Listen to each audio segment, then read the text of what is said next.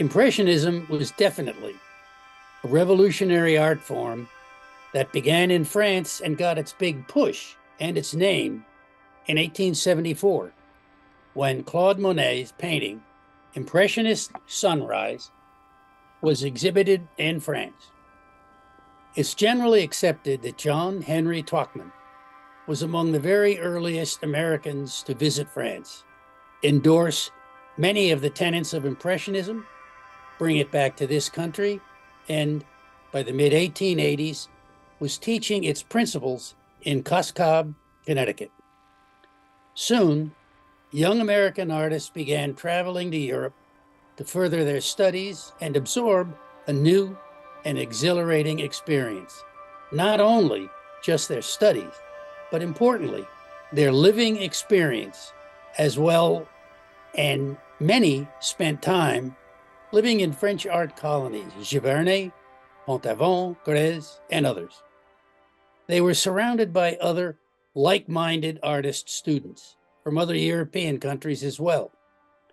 This liberating and collaborative environment they desperately wanted to duplicate when they returned home. Thus began the development of art colonies in America. Soon, traveling, studying, and living abroad became almost mandatory, almost a rite of passage for aspiring artists, as did the search for ideal locations and the development of art colonies. As these colonies grew and matured, subjects and styles of painting often characterized the specific colony, but less obvious than their differences were the things that they often shared or had in common. The chosen location had to have paintable scenery relatively close by, often coastal subjects.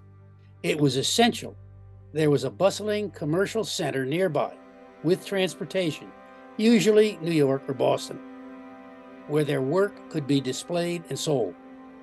Camaraderie and similar interests were critical among the residing artists. A central gathering place for socializing usually developed, sometimes in leading artists' home or studio, or an art association building. Perhaps most important, I'm not kidding, was cheap rent. New England was not an accident of geography, with Boston and New York City as the dominant commercial centers, good rail transportation, usually diverse landscape, and coastal subjects. And not to be overlooked, 4 distinct seasons. New England was perfect.